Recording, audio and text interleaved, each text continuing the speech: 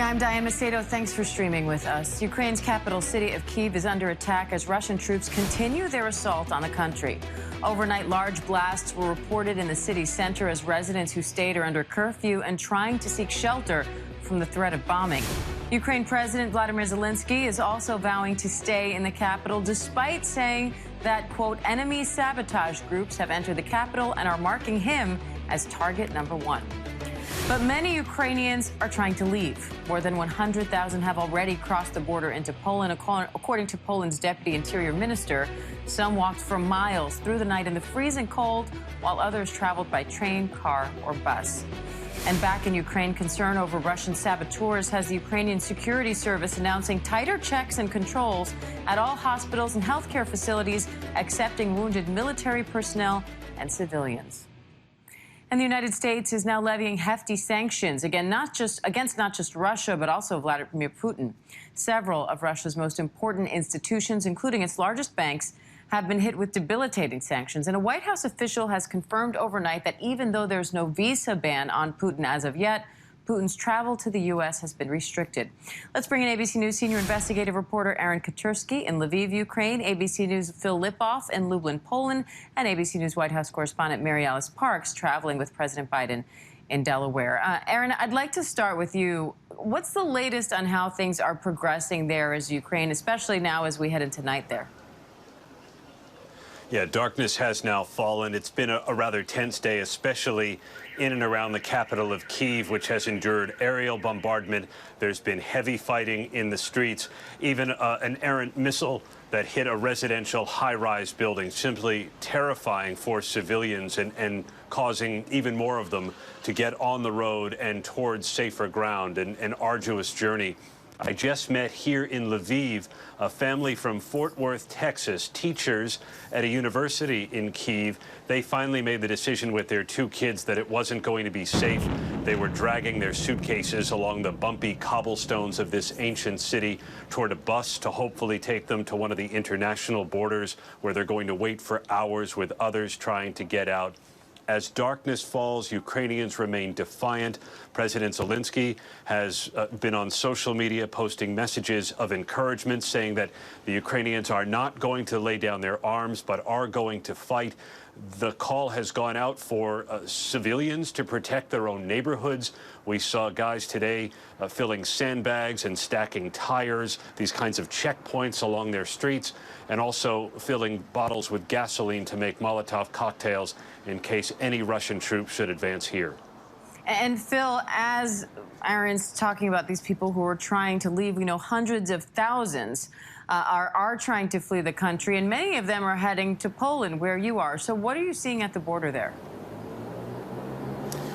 Well, Diane, what Aaron just described and the missile hitting the high-rise that you saw is the reason why the ministry here in Poland says 115,000 Ukrainians have come here to Poland since the beginning of the hostility in their country. 115,000, and this is just getting underway. We were at a border crossing, one of the most used border crossings here in Poland between Ukraine. It's about an hour and 20 minutes from where I am. We spent a couple of hours there this morning, and what you see on the Ukrainian side is cars and buses for miles. You can't even see the end of the line.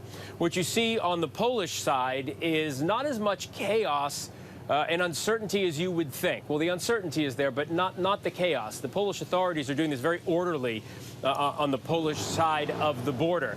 What we did see was women and children primarily, because, as Aaron mentioned as well, men 18 to 60 years of age are being kept in the country, handed rifles, and given instructions on how to build Molotov cocktails. They need to fight to keep Ukraine safe. Their wives, their daughters, their mothers are coming to this country and others to keep their children safe. It's really actually a heartbreaking scene at the border, Diane. And Phil, I know you had a chance to speak to some of these refugees. What are they telling you? Well, they're telling us they're scared.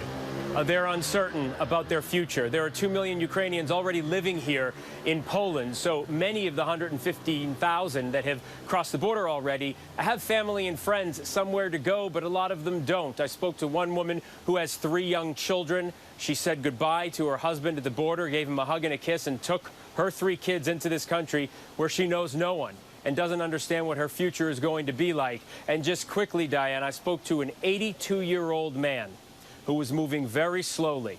He told me his father died in 1941 fighting the Nazis on the Ukrainian front. And he had to flee his country, the country that his father fought for, because it was under assault by the Russians. He just shook his head. I asked him what he thought of Vladimir Putin, and he looked at me and in Russian told me, I think he's a terrible man. Wow, Phil, quite the experience of hearing the stories from these people, and we know you have more to come on that. Mary Alice, I also want to go to these U.S. sanctions, though, because the U.S. is imposing new sanctions. So can you just walk us through the sanctions imposed so far and why they matter? Yeah, sure, Diane. We saw yesterday the U.S. joining with the U.K. and the European Union and lobbying sanctions directly at President Vladimir Putin, as well as his foreign minister, Sergei Lavrov, and several other key Russian officials. Now, this comes after the White House had already had sanctions on 4 major Russian banks and had stopped the ability of Russia to be able to import a lot of U.S. technology. You know, the White House was under a lot of pressure to take this move, even though experts we've talked to said that it's largely symbolic. The U.S. admitting that it's hard to know exactly if and where Putin has assets in the United States. But still, this is a very rare move. It will likely put severe restrictions on Putin's ability to travel, and it puts him in the company of some of the most notorious dictators on the planet. Now, are more sanctions in the works after this? Yeah, Diane, that's a $1 million question. We have heard the Ukrainians just pleading for the world to throw anything at this situation, to reconsider the idea of possibly expelling Russia from the SWIFT international banking system. So far, we have not seen the Europeans agree on that.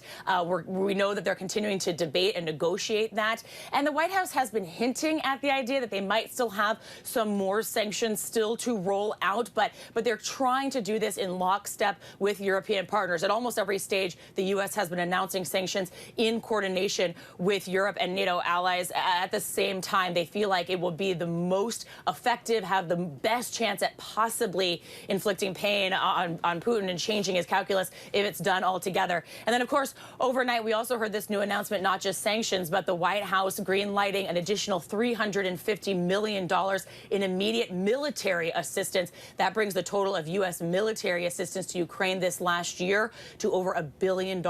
Diane? Thanks, Mary Alice. And I want to go back to Aaron on that point. Aaron, what does that $350 million in more aid look like? And how hard is it to actually get that aid to Ukraine right now? Well, that's going to be the big question, right? Because with that money, the U.S. can supply military hardware to the Ukrainians for as long as they can hold out. And we should say the U.S. has been quite impressed with the Ukrainian defense so far, and the Pentagon believes it has frustrated the Russians, it has slowed the Russian assault, and even caught the Russians by surprise. Just the formidability of the Ukrainian military and the sort of civil defense force that's mounted here. If this hardware can reach the Ukrainian military, it would undoubtedly have to come through one of the NATO allied countries, through one of these busy checkpoints. I'm not sure it's going to be Americans necessarily driving a truck, so we'll see how this aid can finally reach the Ukrainians, but it would certainly be welcome. We know that Ukrainian President Zelensky has been on the phone with world leaders, including President Biden, through the bombardment, asking for more assistance. He knows that troops are not coming here to assist the Ukrainians, which is why in these messages that he's posted to social media, he's told the military, rallying them to the cause, you're all we've got defending us. All right, Phil Lipoff, Aaron Katursky, Mary Alice Parks, thank you.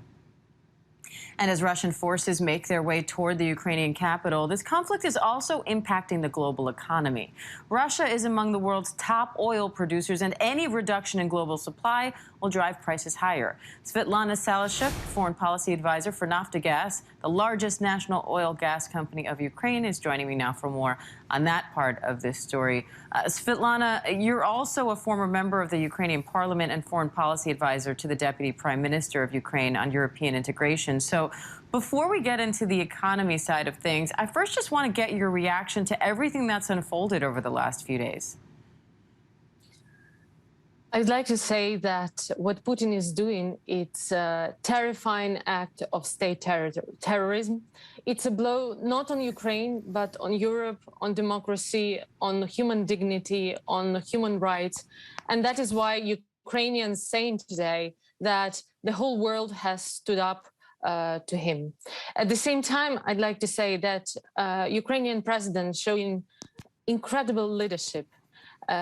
Ukrainian people, Ukrainian army also demonstrate incredible resistance. And I think that the whole world is impressed of how Ukrainians are fighting for their country, for their free country. You know, on the first day, it was like fear and desperation. Second day, it was fear and anger. And what I feel now is anger and persistency. But in order to be persistent, we definitely need the help of the international community.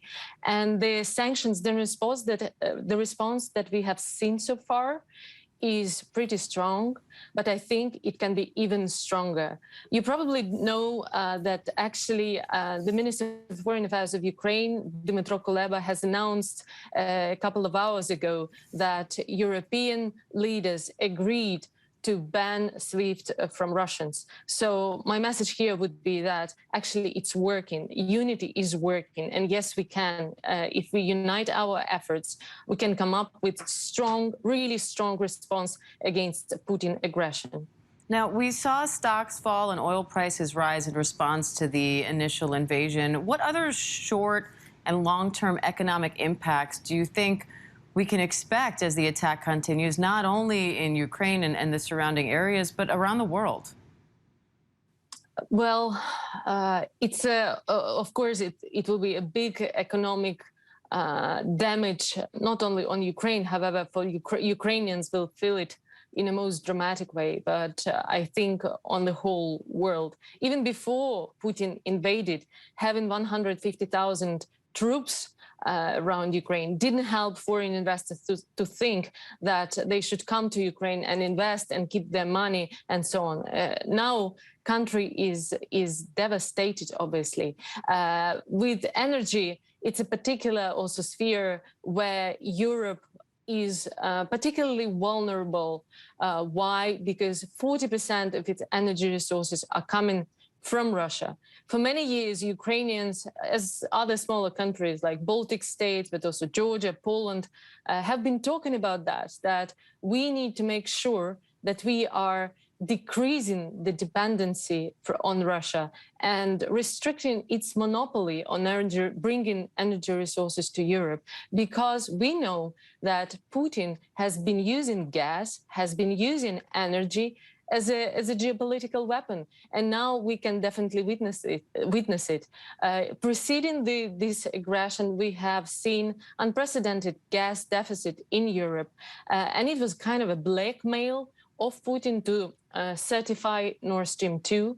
It hasn't happened, and we are grateful to our international partners for that. But still, now Europe is vulnerable because Putin can switch off the gas tap, and European people will feel it. So the message for the future: what can be done? What should we do? It has to be a long-term and comprehensive strategy to decrease our dependence on Russia on all of the fronts: on economic front, on energy front, on financial front. And here in particular, I'd like to mention a couple of measurements that still can be imposed. We can freeze all central bank Russia assets. It can be a next step in countering Russian aggression. We can also ban US, EU, UK pension funds buying Russian and Belarusian assets. We can restrict clearing Russian and Belarusian rubles. And so, Svetlana, how quickly do you think the West can and will do those things? And how quickly would you like to see those moves made? we see that it takes time. And this time, unfortunately, is working for Putin, not for Ukraine. After Putin invaded Georgia in 2008, after Putin annexed Crimea and Donbass in 2014, Ukraine was, well, everyone has seen what was happening, but there was not enough leadership. Not enough leadership and responsibility to respond to those aggressive actions. And I think that we are paying the price at the moment of that irresponsibility or complacency, or I don't know, maybe naivety, sometimes just electoral egoism when leaders are thinking within their electoral terms. But now we are paying with this, I've seen this title, Ukrainian crisis, Russia-Ukraine crisis. It's not Russia-Ukraine crisis. It's a world crisis, obviously. So sanctions have to be imposed as soon as possible, because they will buy time for Ukrainians to get stronger. They will buy time. They will put more pressure on Putin. What is very important here is rational calculation. We have to make it painful, not only for Putin himself and Lavrov and his generals, but also Russian population, who is at the moment restricted from media, from really freedom of speech. So if they will feel it, if they will feel this tangible pain from this action, they can become our allies because they will put pressure on his leader. All right, Svetlana, we appreciate your time today and wishing you safety. Thank you. Thank you. And ABC News Live will continue with coverage of the Ukraine-Russia crisis in just a moment. Stay with us.